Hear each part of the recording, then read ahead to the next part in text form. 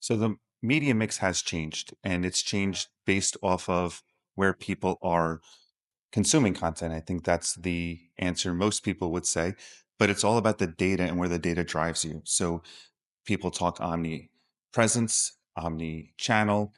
For me, it is making sure that that diversity matches back to what that consumer wants and where they're being um, consuming and looking for that solution for their problem. I would say for Hasbro, it's been really transformative to ensure that we're really targeting the consumer across all of the touch points throughout the entire ecosystem. We try to figure out that pathway across all the different channels. This is where the challenge comes in with fragmentation. So it's hard to sort of pull that thread together. Our portfolio actually has traditionally been very heavy towards digital. A lot of our business is driven through SEM, paid social. I would call them more bottom of the funnel channels. That's kind of our flywheel. And then we have life cycle to augment that, right? When we own those customers and patients.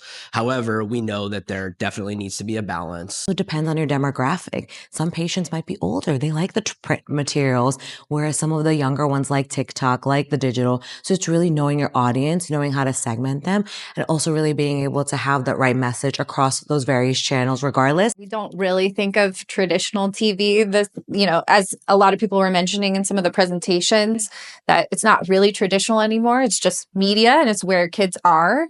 So that's how we're thinking about it. How do we reach kids where they are? I have a 5-year-old and a 1-year-old. They don't think of linear TV as linear TV. They just think of whatever's on their TV screen as the TV. Between Jen and myself, we are responsible for the full funnel of, media, top versus bottom. And I think for us, it's ensuring that we are having the top of the funnel fuel the bottom from brand media all the way through performance. Yeah, and I would just add to that, as the brand person who's responsible for brand awareness, it's really for us about what I refer to as creative media planning. And so how do you really think about the intersection between what's important to the consumer, what matches within what our brand represents, and how do we bring that to life in a really authentic way?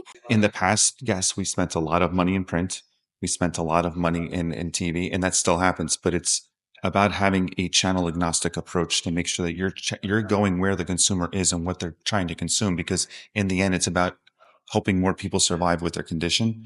And if we can give them the right content, whether it's on through connected TV and data-driven activations, or on a linear TV spot, or if they're picking up a magazine, as long as that particular piece of content matches back to what they're looking for. So it is important to have an integrated portfolio and have our traditional offline and analog channels tying to our digital theme, right? So we take a balanced approach. So our out of home will tie into our search campaigns, which will tie into our creative and our social. And we try to create that end-to-end experience. We know there's a lot of clutter on linear TV, and you're kind of over frequencying against that quadrant of heavy TV users.